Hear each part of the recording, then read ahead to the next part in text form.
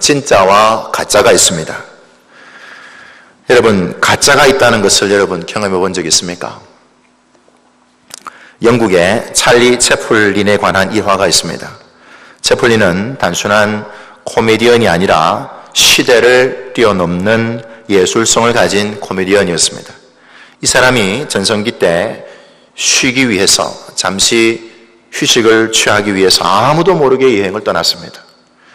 한 조그만 마을에서 축제가 있다는 소식을 듣고는 축제를 한번 참여해 봐야 되겠다 생각을 하고 그 마을로 들어갔습니다. 광고판을 보니까 그 광고판에 이런 내용이 적혀 있었습니다. 채플린 흉내내기. 그래서 장난기가 발동한 이 채플린은 분장을 해서 진짜처럼 경연대회를 한번 참여를 해보자 라고 마음을 먹었던 것입니다. 그래서 이 채플린은 신청서를 내고 경연대회에 참여했습니다. 당일 경연대회가 벌어졌는데 모두가 똑같이 분장을 해서 나온 것입니다. 채플린처럼 모자도 쓰고 지팡이도 들고 그리고 옷도 위아래로 다 맞추고 동작과 말도 하고 코스염도 달았습니다. 멀리서 보면 누가 누군지 잘 모르겠어요. 똑같은 거예요. 헐렁한 바지도 입고 어정쩡하게 걷는 모습까지 그야말로 똑같은 거예요. 채플린 흉내를 얼마나 잘 내는지 막 기가 막히게 내는 겁니다. 진짜 채플린도 신분을 속이고 가짜인 양 흉내 내기를 시작을 합니다. 자기 차례가 됐죠. 그래가지고 흉내를 냈어요. 몇 등을 했을까요? 예? 1등을 했을까요? 그걸 제가 어떻게 합니까? 이러시는데 한 말씀해 주세요. 몇 등 했을까요? 꼴등이요? 맞추는 분이 아무도 없으시네. 난 예배 때는 맞추시는 분이 한 분 계셨는데 몇 등 했을까요? 예? 몇 등 하든지 별로 중요하지 않죠, 그죠? 3등을 했습니다, 3등. 진짜보다도 더 진짜 같은 가짜 채플린이 올라가가지고 얼마나 흉내를 잘 냈는지, 뭐라고요? 진짜도 3등을 한 만큼 가짜가 정말 진짜처럼 너무너무 흉내를 잘 낸 거예요. 진짜보다 더 진짜 같은 거예요. 진짜는 가짜처럼 3등밖에 못했어요. 사람의 눈은 속일 수 있어요, 그죠? 사람의 눈은 속일 수 있고 속을 수밖에 없습니다. 진짜가 출연했는데도 그것을 모르는 거예요. 진짜인지 가짜인지. 우리는 하나님이 진짜 사랑하는 하나님의 백성인 줄로 믿습니다. 근데 가짜로 사랑하는지 진짜로 사랑하는지 어떻게 알 수 있어요? 오늘 이스라엘이 출애굽기를 통하여서 하나님께서 진짜 사랑하시는데, 진짜로 하나님이 사랑하시는데 별로 사랑을 못 느끼는 것 같아요.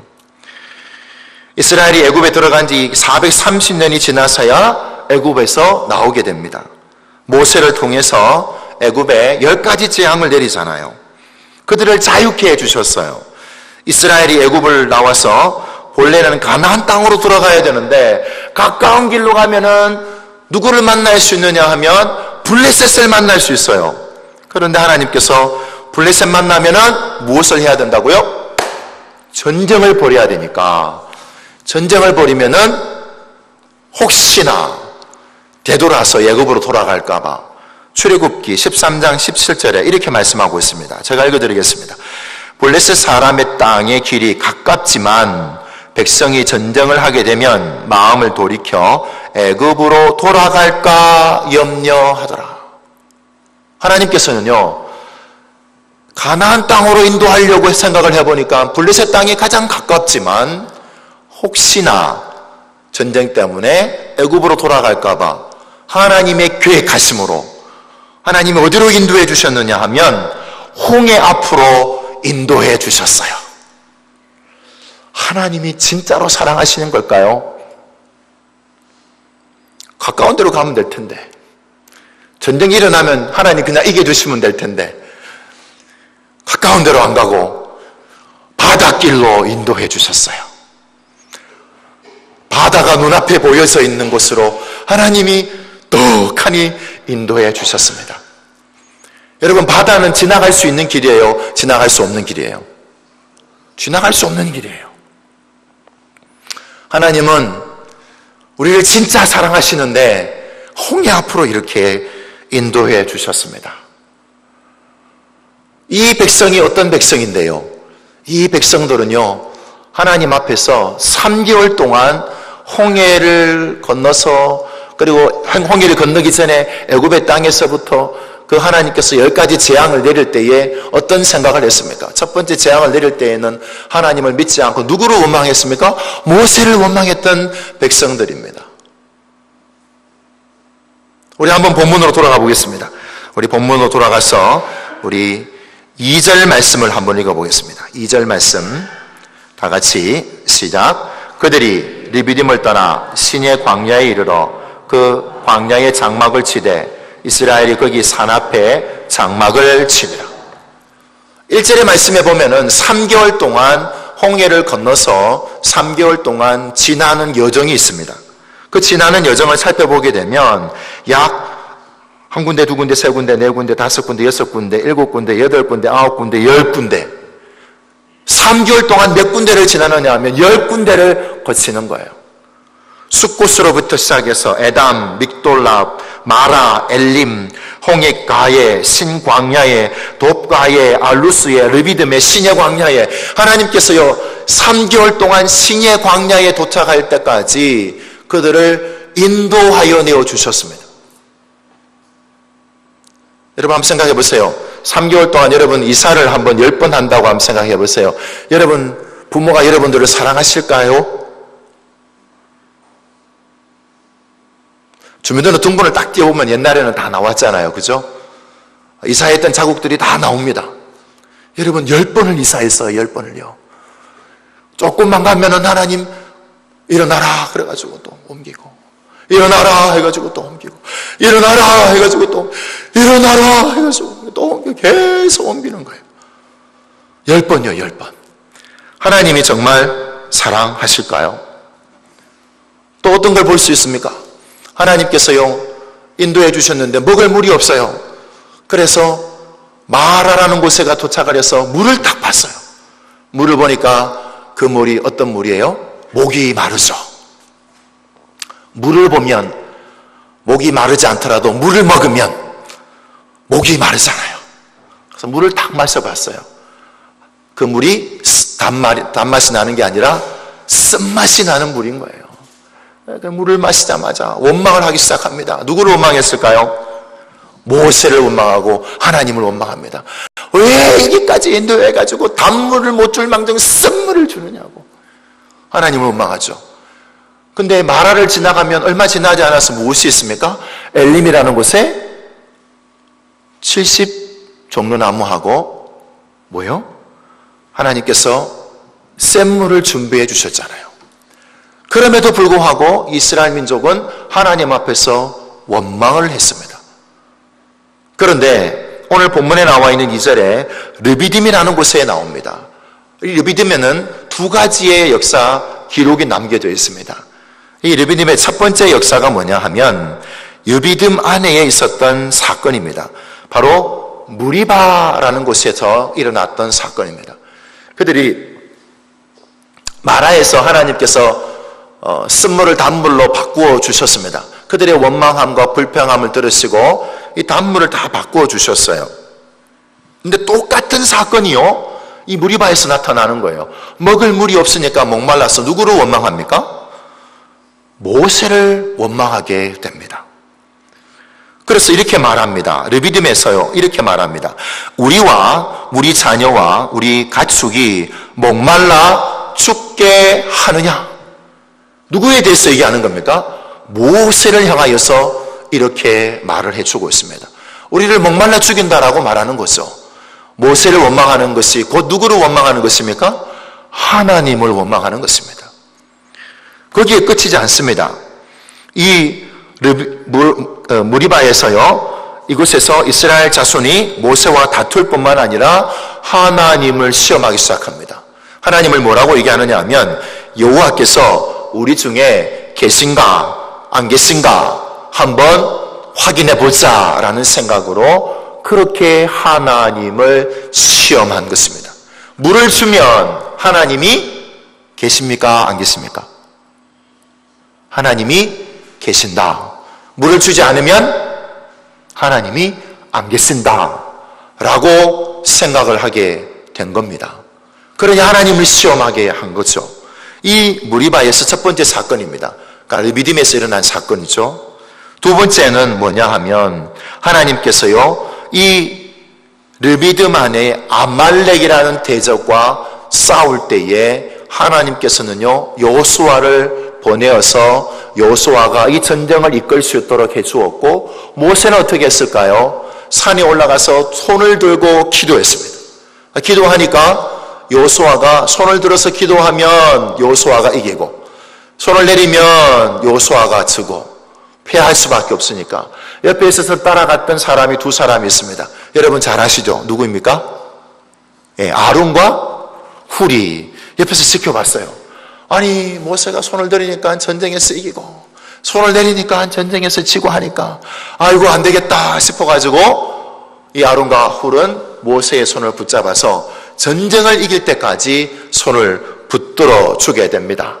그래서 전쟁을 이겨놓고는 그곳의 이름을 뭐라고 얘기하느냐 하면 여호와 니시라고 이름을 지어주게 됩니다. 이 사건이 바로 르비딤에서 일어났던 사건입니다. 그런데 앞부분에 제가 말씀을 드렸죠. 하나님께서 무리바에서 그들에게 물을 달라고 했었을 때, 원망하고 하나님을 시험했을 때에 하나님이 물을 주셨을까요? 안 주셨을까요? 물을 주셨습니다. 모세를 통하여서 반석을 쳐서 물을 내게 해 주셨어요. 그들이 원망하고 그들이 시험했음에도 불구하고 하나님은 물을 주셨어요. 뿐만 아니라 아말렉과의 전투에서 이기게 해 주셨어요. 하나님은 이것이 이스라엘 민족을 향하여서 사랑하셨던 진짜 사랑하는 모습이었습니다. 하나님은요 르비딤을 떠날 때도 하나님의 관심과 사랑의 눈은 떠나지 않았습니다. 이스라엘을 떠나지 않을 뿐만 아니라 이 이스라엘과 함께 해 주셨습니다. 하나님이 사랑하시고 하나님의 관심의 모양으로 나타난 것이 있었습니다. 그것이 여러분 무엇인 줄 아십니까? 이스라엘 백성들이 아직은 성막이 없었어요. 그런데 하나님이 인도하신다라는 것을 무엇으로 알 수 있었을까요? 너무나 잘 알아서 대답하기가 곤란하시죠? 혹시나 틀릴까봐. 성막이 있기 전에 하나님이 함께 하셨던 것은 뭐냐 하면 구름 기둥과 불 기둥이었어요. 하나님이 밤에는 불 기둥으로, 낮에는 구름 기둥으로 인도해 주셨습니다. 하나님께서 이스라엘 민족과 함께 하신다라는 표식이잖아요. 이 하나님의 함께 하심을 표식을 바로 언제까지요? 끝날 때까지 하나님께서는 보여주실 뿐만 아니라 오늘 읽었던 르비딤을 떠나서 식내 광야에 이를 때까지 하나님은 함께 해 주셨다라는 것입니다. 하나님이 인도하심을 멈추지 않으셨습니다. 하나님께서는요 그들과 함께 해주셨는데 그들이 깨닫지 못할 만큼 함께 해주셨어요. 지금은 이스라엘 민족이 잘 못 느꼈어요. 하나님이 함께 하심을. 이제 출애굽기를 지나가 보면 하나님께서 어떻게 역사하셨는가를 보여주는 장면이 나옵니다. 그들이 입었던 옷이나 그들이 입었던 신발이 헤어졌습니까? 헤어지지 않았습니까? 그들이요 광야 생활 동안에 신발도 떨어지지 않고 헤어지지 않았습니다. 옷을 입은 옷도 낡아지지 않았습니다. 하나님이요 지금 당장은 몰라요. 3개월밖에 안 되잖아요. 몰라요 이것이 어떻게 되는지. 이스라엘 백성은 르비딤에서 하나님을 원망하고 불평하고 하나님을 시험을 했지만 하나님은 그들을 떠나지 않으셨습니다. 하나님께서 버리지 않았습니다. 하나님의 사랑하는 방법은요 버리지 않는 방법으로 이스라엘 민족과 함께 해 주셨다라는 것입니다. 우리들의 삶을 한번 돌아보시기를 바랍니다. 하나님께서요, 우리의 인생길에 있어서 하나님은 홍해 앞길로 인도하실 수도 있고요, 광야길로 인도하실 수도 있습니다. 그런데요, 그것이 우리가 볼 적에는 하나님이 정말 나를 사랑하시는 것일까? 진짜 나를 사랑하시는 것일까? 라는 생각이 들기도 합니다. 그런데 분명한 것은 하나님이 그들을 버리지 아니하는 모습을 구름 기둥과 불 기둥으로 보여주셨다라는 사실은 오늘 이 시간에나 우리 모든 성도님들이 믿는 줄로 압니다. 뿐만 아닙니다. 우리의 인생 가운데도 구름 기둥과 불 기둥으로 이끌어주시는 하나님이신 줄로 믿습니다. 이 하나님, 오늘 이스라엘 백성을 향하여서 버리지 아니하실 뿐만 아니라 어떻게 하시느냐 하면 3절의 말씀과 같이 역사하십니다.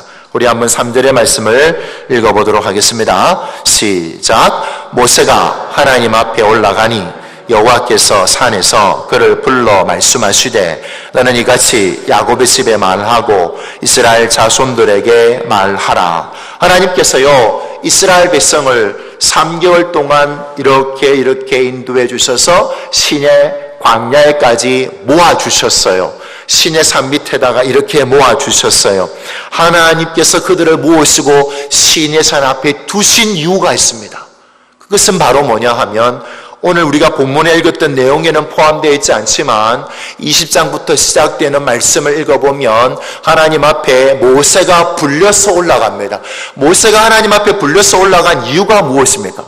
그것은 바로 하나님께서 말씀으로 그들에게 말씀을 주시기 위해서 하나님은 모세를 불러주셨습니다. 하나님은요, 많은 내용으로 모세에게 말씀해 주셨어요.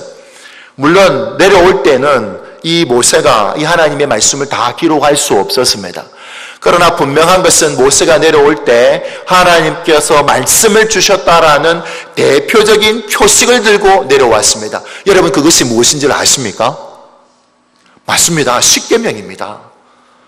하나님께서 돌로 직접 만들어서 첫 번째는 거기에다가 글을 써서 모세에게 주었지만 이스라엘 백성들이 올라가 모세가 내려오지 않자 황금 송아지를 만들어서 하나님 앞에 범죄했을 때 첫 번째 십계명의 돌판이 부서졌습니다.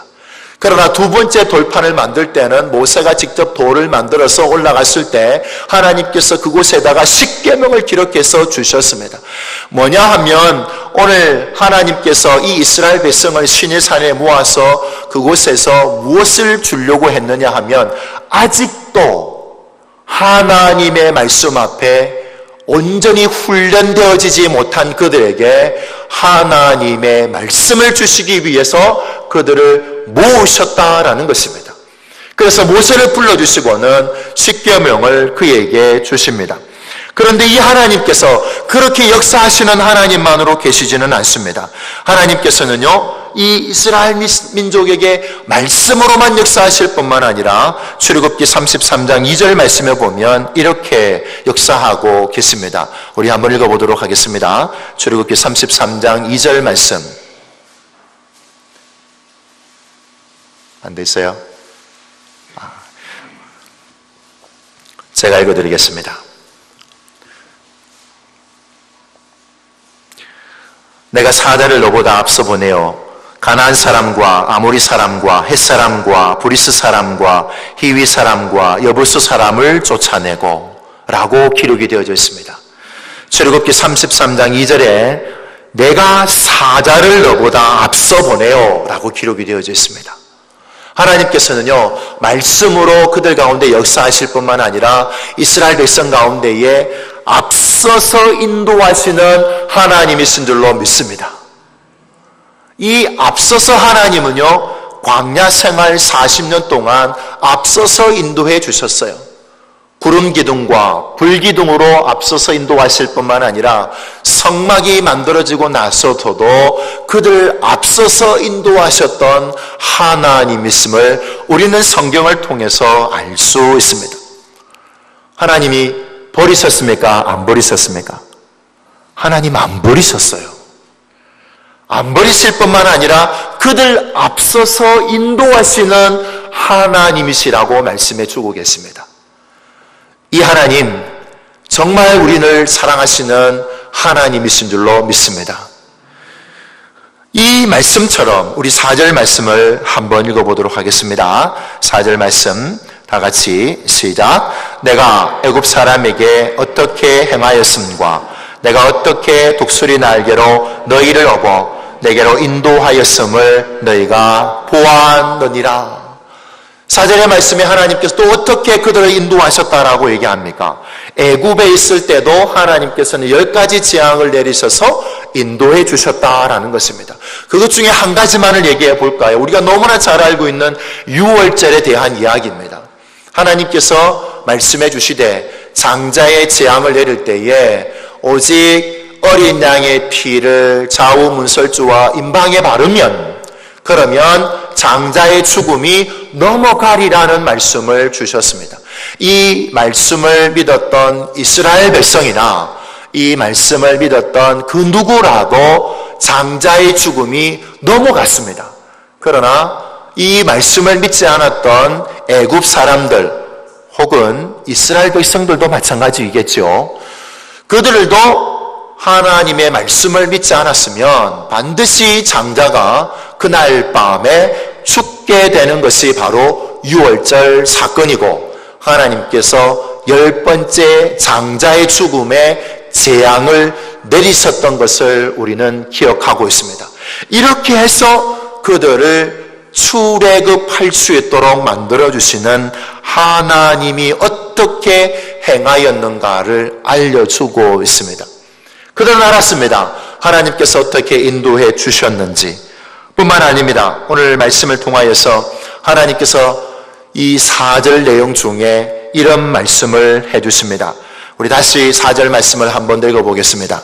4절 말씀 시작. 내가 애굽 사람에게 어떻게 행하였음과 내가 어떻게 독수리 날개로 너희를 업어 내게로 인도하였음을 너희가 보았느니라. 하나님께서요 독수리 날개로 너희를 업었다라고 말씀하고 계십니다. 독수리 날개로 업는 이 모양이 어디에 또 나오느냐 하면 신명기 32장 11절 말씀에 보면 이 독수리가 날개를 새끼를 엎는 모습이 나옵니다. 우리 찾아보겠습니다. 신명기 32장 11절 말씀을 한번 찾아보겠습니다.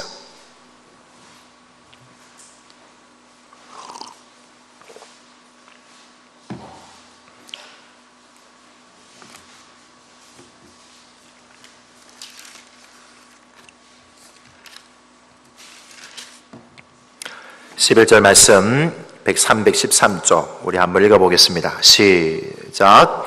마치 독수리가 자기의 보금자리를 어지럽게 하며 자기의 새끼 위에 너풀거리며 그의 날개를 펴서 새끼를 받으며 그의 날개 위에 그것을 엎는 것 같이, 똑같이 엎는다라는 표현이 나옵니다.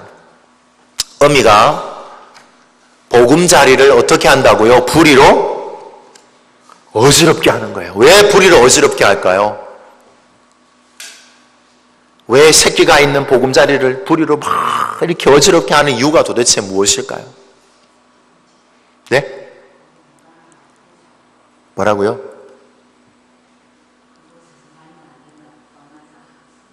거기서 살면 안 되고 떠나자. 네, 맞습니다. 맞죠. 그러면은 어린 독수리가 어떻게 해야 됩니까? 어린 독수리가 날 수 있어야 되죠. 날 수 있으려면 훈련을 해야 됩니다. 조금 자란 독수리가 날려면 날 수 있는 훈련을 해야 돼요. 그러니까 독수리로 부리로 막 보금자리를 흩어립니다. 또 있습니다.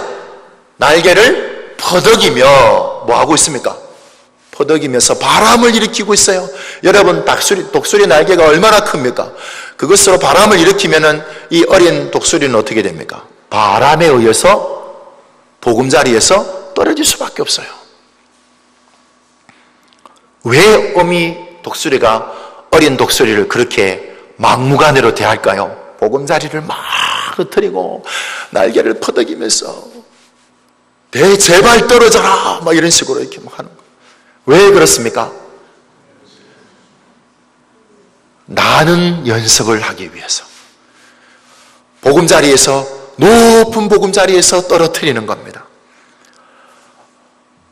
이 어린 독수리는 놀랄 수밖에 없어요. 그래서 죽을 똥살뚱하고 날개짓을 합니다.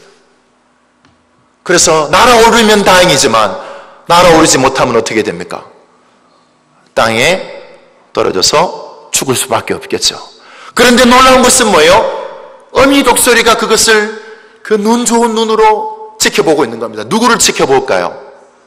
어린 독수리를 지켜보고 있습니다. 그리고 땅에 떨어지기 직전에 이 어미 독수리가 날쌔게 날아와가지고는 누구를 업습니까? 아직 날개에 힘을 얻지 못하고 날지 못하는 어린 독수리를 업어서 다시 보금자리로 놓아주는 겁니다. 하나님은 이렇게 사랑을 하시는데 이게 진짜 사랑일까요? 가짜 사랑일까요?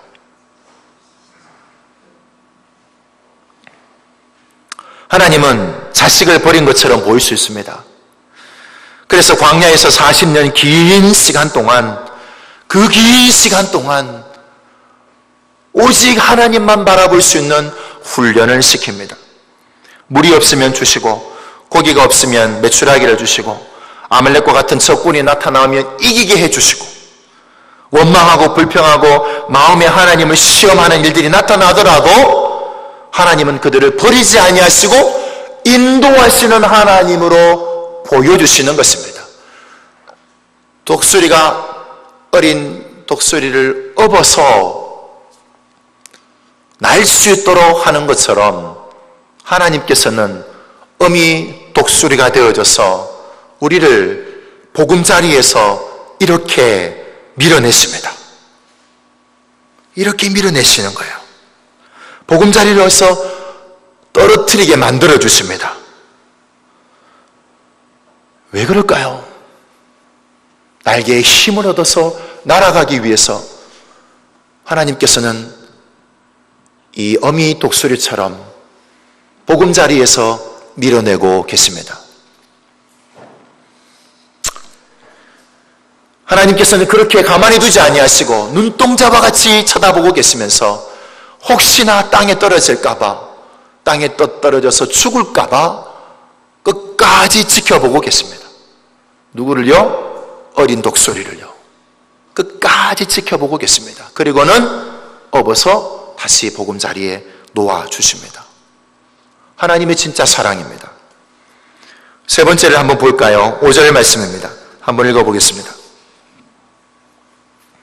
다 같이 5절 말씀 시작. 세계가 다 내게 속하였나니 너희가 내 말을 잘 듣고 내 언약을 지키면 너희는 내 모든 민족 중에서 내 소유가 되겠고. 여기 있어요. 제가 말씀을 준비하는 중에 이런 생각이 들었습니다. 여러분, 세계가 다 하나님께 속한 줄로 믿습니다. 세계가 다 하나님께 속하였으니까 세계는 다 누구의 것입니까? 세계는 다 하나님의 것입니다. 하나님의 소유입니다. 맞습니까? 그런데요, 똑같은 말을 또 하세요. 뭐라고요? 너희는 모든 민족 중에서, 우리 5절 말씀을 한번 띄워주시겠어요? 너희는 모든 민족 중에서 뭐라고요? 내 소유가 된다는 거예요. 자, 앞에서 말씀을 드렸습니다. 세계가 모두 다 하나님께 속하였습니다. 하나님의 것입니까? 아닙니까? 하나님의 것이잖아요. 그런데 또 내 소유라고 말씀해 주세요. 도대체 무슨 말일까요? 왜 하나님은 이렇게 똑같은 단어를 다르게 해서 이렇게 말씀해 주시는 것일까요? 내 소유라는 거예요. 너희는 모든 민족 중에서 너희는 내 소유가 된다는 거예요. 너희는. 모든 것이 하나님께 속하였지만 여기서 소유가 된다는 것은 뭐냐 하면 소중하게 간직되었다라는 뜻을 담고 있습니다. 외부로부터 어떤 상해라도 받지 않도록 보존된 보물이라는 것입니다. 특별한 보물이라는 거죠. 그래서 하나님께서 이 세상의 모든 것이 다 하나님의 것이지만 그 중에서 특별한 보물로 생각하는 것이 있다라는 것입니다. 그것이 바로 너희 민족, 다른 모든 민족 중에서도 너희를 택하였다라고 말씀해 주시고 내 소유물이라고 말씀해 주십니다. 우리를 바라보면서 동일하게 말씀해 주시는 하나님의 말씀인 줄로 믿습니다. 오늘 새벽에 여러분 나오셨으면 이사야서 43장 1절 말씀에 이런 말씀이 있습니다. 43장 1절 말씀을 제가 읽어드리겠습니다. 야곱아, 너를 창조하신 여호와께서 지금 말씀하시느니라. 이스라엘아, 너를 지으신 이가 말씀하시느니라. 너는 두려워하지 말라. 내가 너를 구속하였고 내가 너를 지명하여 불렀나니 너는 내 것이라. 내가 지명하여 너를 불렀나니 너는 내 것이라. 하나님께서요, 우리를 보물로, 특별한 보물로 우리를 소유로 삼아주시고 택하여 주신 줄로 믿습니다. 그래서 말씀하십니다. 너를 지명하여서 불렀다고, 너를 지명하여서 불렀다라고 말씀해 주십니다. 그리고는 뭐라고 얘기하십니까? 너는 내 것이라. 우리 모든 성도님, 하나님의 것인 줄로 믿습니다. 이 하나님의 것인 줄을 믿고 우리는 서야만 합니다. 그런데 오늘 하나님께서요, 그렇게 말씀하시지만 않습니다. 이 특별한 보물이요, 보관만 잘하면 돼요. 여러분, 금, 다이아몬드, 여러 가지 보물들은 보관만 잘하면 됩니다. 그런데요, 하나님께서 삼으신 이 특별한 보물은 생명이 없는 보물이 아니라 생명이 있는 보물이에요. 생명이 있는 보물이라는 겁니다. 여러분, 금딱지나 다이아몬드는 먹을 거 줘도 됩니까? 안 먹잖아요. 아무것도 할 수 없어요. 숨도 못 쉬어요. 그런데 이 특별한 보물은 생명을 가지고 있어요. 먹을 것도 줘야 돼요. 입을 것도 줘야 돼요. 이 생명을 가진 보물은요, 먹고 마시고 옷을 입고 생명을 가지고 살아갑니다. 하나님께서는 이 생명을 가진 보물이요, 먹고 마시면서 어떻게 하기를 원하시느냐 하면 잘하기를 원하시는 줄로 믿습니다. 하나님은요, 잘하기를 원하시는 거예요. 우리는 그냥 특별한 보물인데 생명이 없는 보물이 아니에요. 그냥 창고에다가 보관만 하는 그런 보물이 아니라는 겁니다. 생명을 가진 보물이에요. 그래서 우리를 성장시키시고 성숙하게 하시고 우리를 잘할 수 있도록 하나님께서는 말씀으로 먹여주시고 여러 가지 모양으로 하나님께서는 우리를 먹여주시는 줄로 믿습니다. 이 하나님이요, 우리에게 뭐라고 말씀하시느냐 하면 6절처럼 말씀하고 계십니다. 우리 한번 읽어보겠습니다. 6절 말씀입니다. 다 같이 한 목소리로 시작. 너희가 내게 대하여 제사장 나라가 되며 거룩한 백성이 되리라. 너는 이 말을 이스라엘 자손에게 전할지니라. 아멘. 하나님은요, 잘하는데 어떤 모습으로 잘하기를 이스라엘 백성들에게 원했느냐 하면 제사장과 같은 사람들이 되기를 원하셨습니다. 여러분, 제사장이 뭔지 아시죠? 제가 너무 앞에 시간을 많이 끌어가지고 정말 중요한 순간에 시간이 없어져가지고 마음이 좀 조급해졌습니다. 여러분, 제사장이 무슨 역할을 하는 겁니까? 사람과 하나님 사이에서 제물을 놓고 그 죄악을 놓고 하나님이 죄를 용서하여 주시옵소서라고 중간에서 제사의 역할을 감당하는 사람이 제사장입니다. 여러분, 저는 중국에 있는 신장에 있으면서 위구르족을 상대해서 복음을 전해봤습니다. 그들이요, 명절이 되면은 이 양을 잡는 명절이 있습니다. 그래서 제가 처음에 갔을 때에 양을 잡는 모습을 제가 처음으로 봤어요. 양을 잡는데 거꾸로 매다 놓고는요, 이 칼로 양을 잡기 시작합니다. 너무 처음을 봤으니까 여러분 어떻게 합니까? 처음 보면 어떻게 합니까? 카메라를 들고 사진을 찍잖아요. 그래서 카메라를 들고는 그 사진을 찍었습니다. 잠깐 찍었어요. 너무 신기해서. 그래서 집으로 돌아갔습니다. 집으로 돌아가서 이렇게 이제 카메라를 집어넣으려고 보니까 카메라에 뭐가 묻었느냐 하면 피가 묻어 있는 거예요. 조금 멀리 떨어져서 찍었는데도 불구하고 거기에 뭐가 묻었어요? 피가 묻어 있어요. 여러분, 제사장은요, 옆에서 제물을 잡으면은 온몸에 뭐가 튈까요? 피가 다 튀깁니다. 피가. 온몸에 피가 튀어요. 여러분, 그 제물을요, 불사른다고 한번 생각해 보세요. 여러분, 다른 물건들은 불사르면 흰 연기도 나고 노란 연기도 나는데 이 고기를 태워버리면 어떤 색의 연기가 나는 줄 아십니까? 여러분 태워보셨잖아요. 고기 구워보셨잖아요. 다 고기 구워서 태우면은 무슨 그 색의 연기가 납니까? 검은 연기가 나지 않습니까? 여러분 제사장은요, 이 제물을 태우면은 이 검은 거름을 온몸으로 덮을 수밖에 없어요. 여러분, 하나님께서요, 이 제사장으로 삼으셨다는 것은 뭐냐 하면, 이 죄인이 들고 온 제물을 잡아야만 하고 태워야만 합니다. 그러면 이 제물이 흘려진 피를 온몸으로 다 덮어 씌워야만 돼요. 이 제물이 탈 때에 그 검은 연기를 온몸으로 다 받아내야 돼요. 누가 이것을 해야만 됩니까? 제사장이 이 역할을 해야 됩니다. 하나님은요, 이스라엘 백성이 이 제사장의 역할을 하기를 원하셨어요. 그래서 그들을 어떻게 합니까? 보금자리에서 그들을 밀어내시는 겁니다.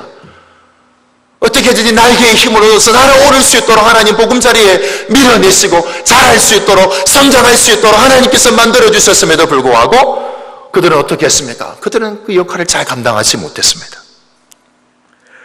오늘 하나님께서요, 이 제사장을 하나님께서는 우리에게도 주신 줄로 믿습니다. 이 제사장 역할을 감당할 수 있도록 주었어요. 제물을 잡으면 그 온 피가 내게도 다 씌어지게 됩니다. 여러분, 한 사람을 하나님께로 인도하는 것이 여러분 쉬운 일인 줄 아십니까? 그렇지 않습니다. 그 사람이 흘려지는 모든 피를 내가 다 뒤집어 써야 될 수도 있어요. 검은 연기를 내가 다 뒤집어 써야 될 수도 있어요. 안 그러면요, 우리는 제사장의 역할을 감당할 수 없습니다. 그냥 옷이 깨끗한 채로 그냥 그대로 있을 수 있어요. 그러나 어떻게 그 사람이 제사장이 될 수 있겠습니까? 오늘 제사장에 대해서 하나님은 이스라엘 백성들에게 말씀하셨듯이 오늘 우리 이 자리에 있는 우리 모든 성도님들이 이 제사장의 역할을 감당하기를 우리 하나님이 원하시는 줄로 믿습니다. 그러므로 우리는 생각해야 됩니다. 이 제사장은 어떻게 해야만 합니까? 우리 출애굽기 29장 1절 말씀을 한번 읽어보겠습니다.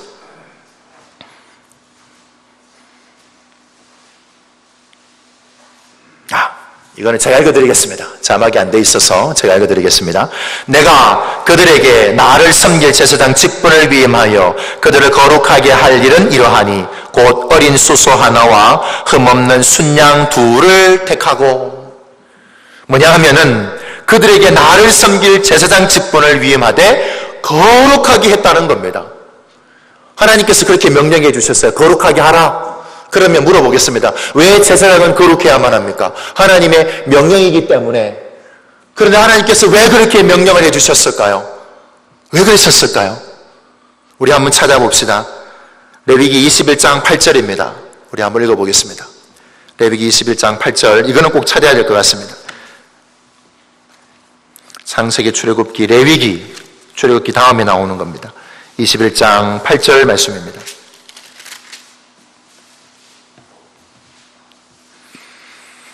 (178쪽입니다)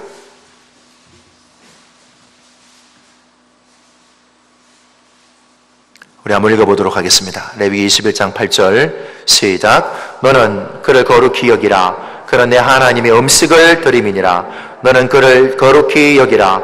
너희를 거룩하게 하는 나 여호와는. 왜 제사장이 거룩해야만 합니까?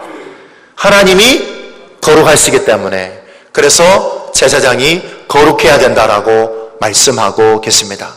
사랑하는 성도님, 오늘 우리를 하나님께서 거룩한 제사장으로 부르신 줄로 믿습니다. 그러려면 우리는 하나님이 정말 나를 사랑하셨는가 사랑하지 않았는가를 돌아보셔야 됩니다. 하나님은요, 계획적으로 이스라엘 민족을 홍해 앞으로 이끌어 주셨습니다. 계획적으로 하나님이 홍해 앞으로 이끌어 주셨습니다. 홍해는 일반적으로 지나갈 수 없는 길입니다. 그런데 블레셋 길로 가지 아니하고 가까운 길로 가지 아니하고 홍해 길로 이렇게 돌아갈 수 있도록 해주셨습니다. 길이 아님에도 하나님이 그들을 인도해 주셨습니다. 여러분들의 인생 가운데도요, 하나님께서 그렇게 홍해와 같은 문제를 여러분들 앞에 놓을 수 있습니다. 나의 인생을 그 앞길로 인도해 놓을 수 있습니다. 하나님이 여러분들을 사랑하실까요? 사랑하지 않으실까요? 여러분들을 사랑하시는 하나님이신 줄로 믿습니다. 그래서 하나님께서는 홍해 앞에서 홍해가 갈라지는 것을 목도할 수 있도록 해주셨습니다. 하나님께서는 만나가 내렸을 때 먹을 수 있도록 보여주셨습니다. 하나님께서는 마른 땅으로 지나갈 수 있도록 보여주셨습니다. 하나님은요, 구름 기둥과 불 기둥이 이 애굽의 군대들이 내려오는 것을 막아주셨습니다. 눈으로 직접 볼 수 있도록 해주셨습니다. 하나님은 거룩한 제사장으로 삼기 위해서 하나님은 그 길로 인도해 주시는 하나님이신 줄로 믿습니다.